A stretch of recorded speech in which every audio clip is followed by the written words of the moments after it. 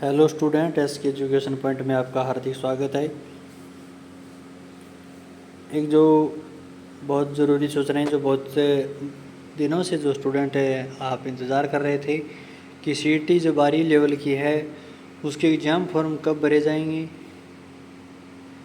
Exam की तिथि है वो पहले आ चुकी है।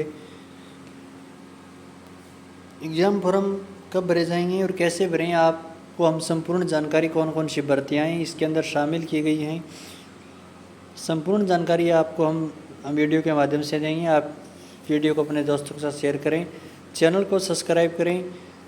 एक एक टॉपिक पे आपको सिलेबस, किस प्रकार आपको फॉर्म भरें, किस तारीख से फॉर्म स्टार्ट है, लास्ट डेट क्या है, फीस क्या है, और जो सिलेबस है वो सिलेबस जो राजस्थान कर्मचारी चयन बोर्ड द्वारा क्या सिलेबस रखा गया है, संपूर्ण डिटेल हम आपको वीडियो के माध्यम से देंगे।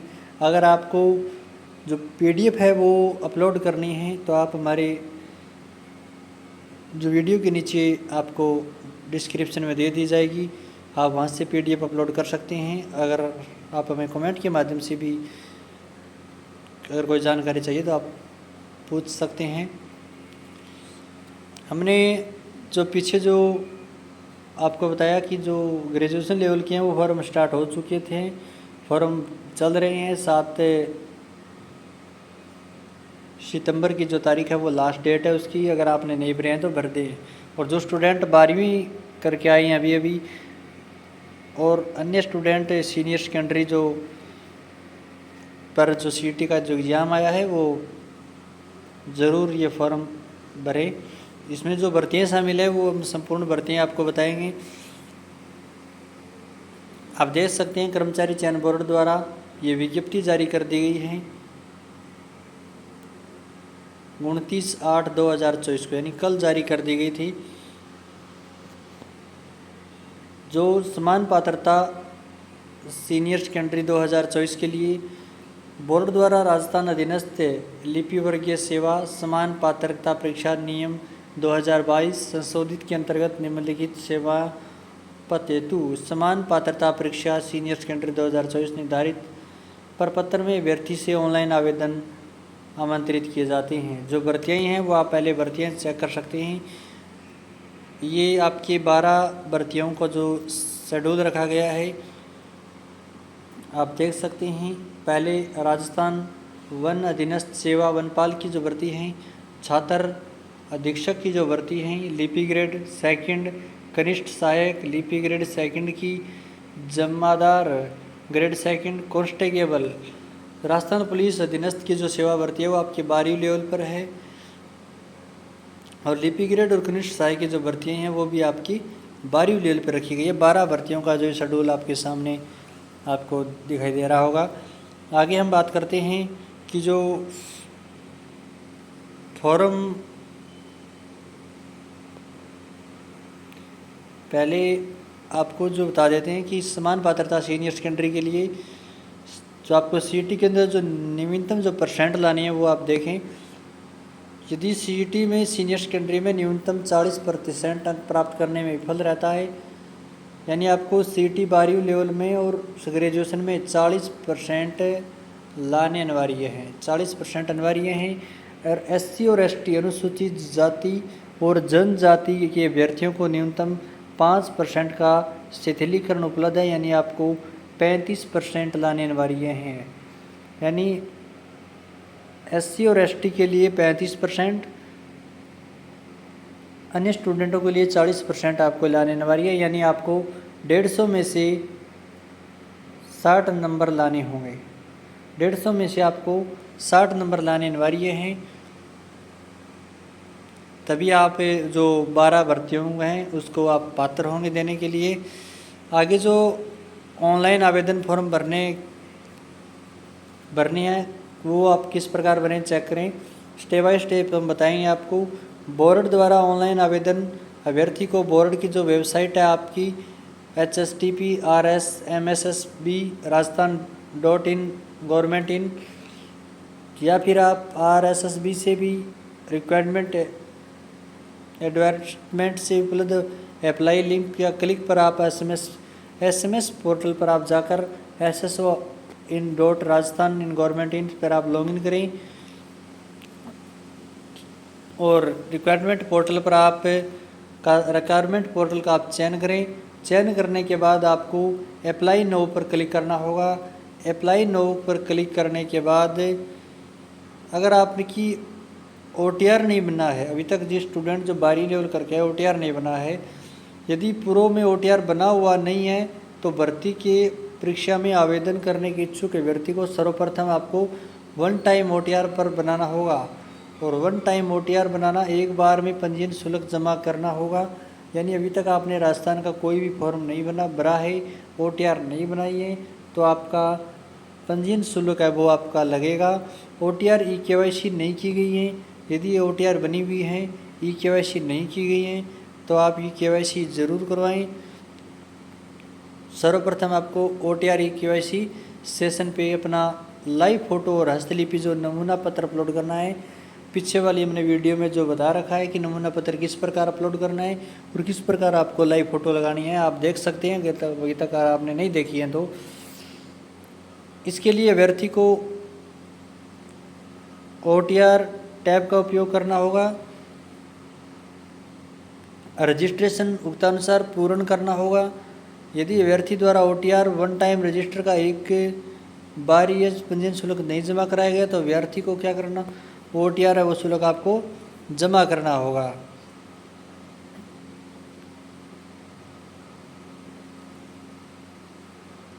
आगे दे रखा है आपको कि बोर्ड द्वारा अगर OTR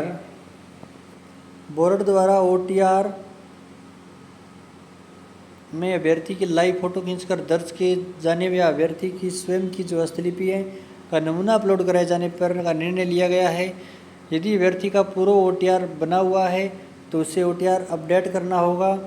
यानी जब आप ऑनलाइन आवेदन भरना प्रारंभ करेंगे तो सिस्टम सर्वप्रथम OTR 1 टाइम में स्क्रीन पर जाएंगे और वहां से आप क्या करेंगे, eKYC का सेशन अपलोड करेंगे। वहां पर आप लाइव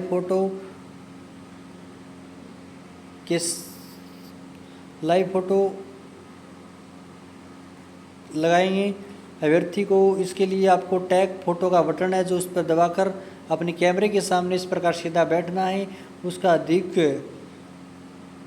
से अधिक चेहरा फ़ोटो में आए वह आँखों को पलकों का चपकना है। कंप्यूटर स्वतः ही फ़ोटो को कैप्चर कर लेगा। लाइव फ़ोटो का बैकग्राउंड सफ़ेद होना चाहिए। जो बैकग्राउंड है वो क्या होना चाहिए, सफ़ेद होना चाहिए। अभ्यर्थी को स्वयं की फ़ोटो की गुणवत्ता संतुष्ट नहीं हो पाता है तो इस प्रक्रिया को दोहराएं, परंतु लाइव फ़ोटो हस्तलिपि नमूने को एक बार सबमिट eKYC करवाने के बाद उसे नहीं बदल सकेगा। साथ ही समस्त अभ्यर्थी की हस्तलिपि को नमूने को अपलोड करना होगा, जो आपको हमने पिछली बार वीडियो में बता रखा है। आप पीछे वाली वीडियो ज़रूर जाकर देखें किस प्रकार आप उस पत्र को भरें, किस प्रकार अपलोड करें। संपूर्ण जानकारी इस वीडियो के माध्यम से हमने दे रखी है। अगर आपने वीडियो नहीं देखी है तो आप ज़रूर देखें। आगे आप OTR बनाने के बाद में आप SSO ID से अपना फार्म है जो अप्लाई नाउ पर जाकर आप फार्म में लगा सकते हैं।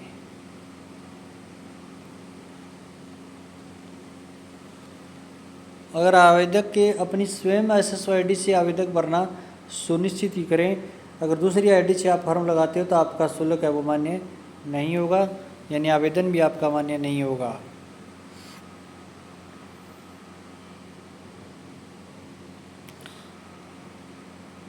आगे अगर किसी स्टूडेंट के पास अंतर्राष्ट्रीय खेल संस्था टूर्नामेंट चैंपियन का जो अवार्ड है, जो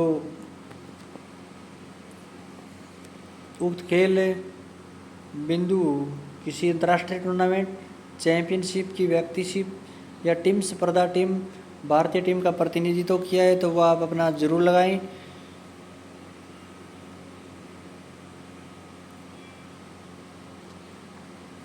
जो पंजीयन शुल्क है वो आप देखें, एक बार पंजीयन होता है 1 OTR पर। अगर आपने OTR नहीं बनाई है, पहली बार OTR बना रहे हैं तो आपका शुल्क लगेगा। सामान्य वर्ग, कैमलियर श्रेणी की अन्य पिछड़ा वर्ग, अति पिछड़ा वर्ग को 600 रुपये आपको क्या करने होंगे, शुल्क लगेगा आपका। पहली बार अगर आप OTR करा रहे हैं, जिस स्टूडेंट ने OTR करा रखी है उसका शुल्क नहीं लगेगा। अनुसूचित जाति और जनजाति के लिए 400 रुपये शुल्क रखा गया है। समस्त दिव्यांगजन के लिए 400 रुपये शुल्क रखा गया है। यानी आपको अगर वन टाइम OTR करा रहे हैं तो आपको पहले शुल्क देना होगा। आगे जो भर्तियाँ हैं वो हमने आपको बता दी हैं। 12 भर्तियाँ हैं जो आपके सिटी के अंदर रखी गई हैं।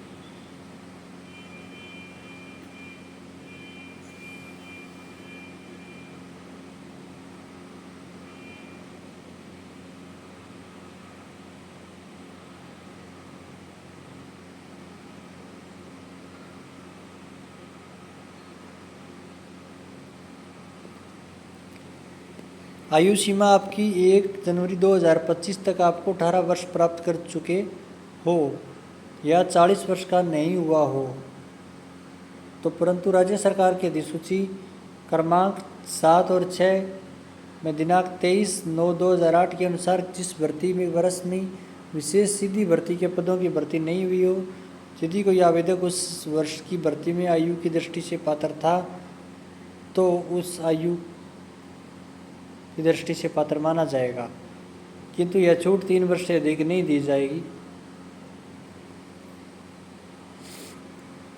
सामान्य वर्ग की महिलाओं के लिए 5 वर्ष की छूट दी गई है। यानी आपकी 18 साल उम्र होनी चाहिए 1 जनवरी 2025 तक, तभी आप फार्म लगाओगे, या फिर आपकी 40 वर्ष से कम होनी चाहिए।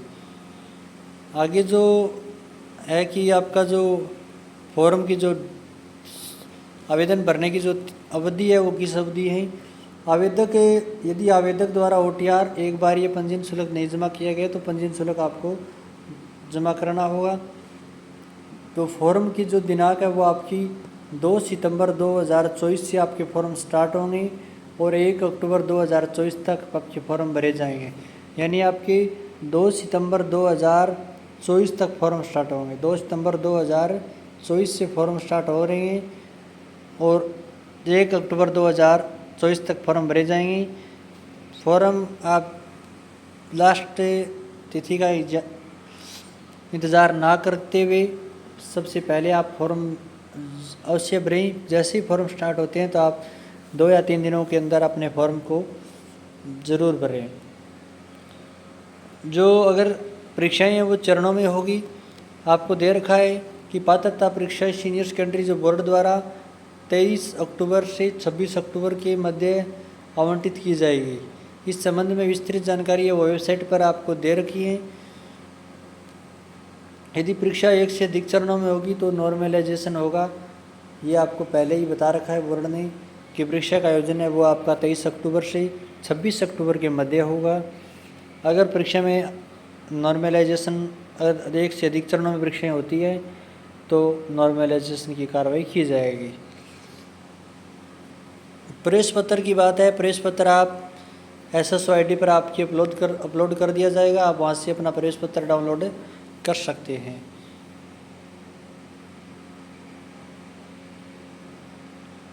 अब बात करते हैं हम आपके सिलेबस की कि क्या सिलेबस रखा गया है। सिलेबस से में आपके ये टॉपिक आएंगे, कंप्लीट टॉपिक है ये।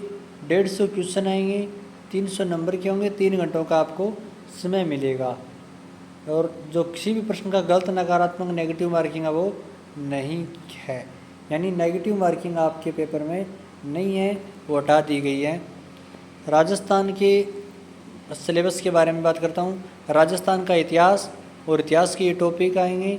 राजस्थान कला आएगी, संस्कृति, साहित्य, परंपरा और विरासत के ये टॉपिक हैं। बाल ये सभ्यता के हैं। कालीबंगा, आहड़, गणेश्वर, बालाथल, बेराट सभ्यता। राजस्थान के इतिहास की महत्वपूर्ण ऐतिहासिक घटनाएं, राजवंश, उनकी प्रशासनिक राजवंश व्यवस्था, स्थापत्य कला के प्रमुख किले, स्मारक, कलाएं, चित्रकलाएं और हस्तशिल्प। राजस्थान में स्वतंत्रता आंदोलन, राजनीति, जनजागरण, प्रजामंडल आएंगी। एकीकरण आएगा, लोक बोलियाँ आएगी, साहित्य आएंगी, संगीत, नृत्य आएंगी, संत कवि योद्धा और लोक कवि आएंगे और मेले त्योहार रीति रिवाज आभूषण आएंगे। भारत और राजस्थान का भूगोल की बात करते हैं। भारत के भूगोल में आपको भौतिक प्रदेश पूछा जाएगा आपसे, नदियाँ पूछी जाएगी और वन्य जीव अभयारण्य पूछा जाएगा। और राजस्थान में भौतिक प्रदेश, जलवायु, वनस्पति, मृदा, नदी, बांध, झील, राजस्थान के प्राकृतिक संसाधन, वन्य जीव अभयारण्य, जनसंख्या और जनजातियाँ पूछे जाएंगे। राजस्थान पर विशेष बल के साथ भारतीय राजनीति भी पूछी जाएगी आपको। मौलिक अधिकार, राज्य के नीति निर्देशक तत्व, मौलिक कर्तव्य, राज्यपाल, मुख्यमंत्री, विधानसभा, उच्च न्यायालय, राजस्थान लोक सेवा आयोग, निर्वाचन आयोग, ये सभी टॉपिक आपके सिलेबस में अंदर हैं। फिर राजस्थान की अर्थव्यवस्था की टॉपिक हैं और फिर आएंगे साइंस की क्वेश्चन। साइंस में आपको भौतिक रासायनिक परिवर्तन ये टॉपिक आएंगे। फिर आएंगे हिंदी के। हिंदी में आपको सामान्य हिंदी, संधि, समासिक, उपसर्ग, प्रत्यय, पर्यायवाची, विपरीत, एकार्थक शब्द, संज्ञा, सर्वनाम, विशेषण, अवयव, ये सभी टॉपिक आपके सिलेबस में हैं। इंग्लिश के अंदर है तो सभी एटोनियम, सिनोनियम, वन वर्ड सब्सटेंशन इक्वेशन है, ये सभी टॉपिक आपके सिलेबस में हैं। कंप्यूटर के 3 टॉपिक आपके सिलेबस में, MS ऑफिशियल और कंप्यूटर ऑरिजिनेशंस, इनकोडिंग, रैम रोम, समासिक घटनाएं हैं। राजस्थान भारतीय अंतर्राष्ट्रीय प्रमुख महत्व, वर्तमान में चर्चित व्यक्ति, स्थान, संस्था, खेल कूद से संबंधित है। ये सभी जो आपको हमने सिलेबस के अंदर बताया ये सभी आपके सिलेबस में हैं। और जो बोर्ड द्वारा उक्त परीक्षाओं की स्कीम है वो पाठ्यक्रम बोर्ड की वेबसाइट पर कैंडिडेट कॉर्नर में से अलग भी अपलोड कराया जा गया है। आप बोर्ड की जो वेबसाइट है कैंडिडेट कॉर्नर पर अलग से आपको सिलेबस अपलोड करा दिया गया है, वहाँ से आप अपना सिलेबस डाउनलोड कर सकते हैं। आपकी एक ज़रूरी सूचना, प्रत्येक प्रश्न में आपको अब की बार 5 विकल्प दिए जा रहे हैं। पहली बार 4 थे, अब की बार 5 हैं। जो विकल्प आपको क्वेश्चन आपको नहीं आता है, अगर आप उसे छोड़ रहे हैं तो उस अंदर आपको ई वाला ऑप्शन आपको क्या करना है, भरना होगा, 5वां विकल्प। अगर अभ्यर्थी द्वारा किसी प्रश्न को हल नहीं किया और उसके लिए 5वां विकल्प ही गोला गहरा करना होगा। यदि 5वां विकल्प में से किसी को गहरा नहीं किया गया है ऐसे 10% प्रश्नों तक प्रत्येक प्रश्न की 1/3 अंक घटाए जाएंगे,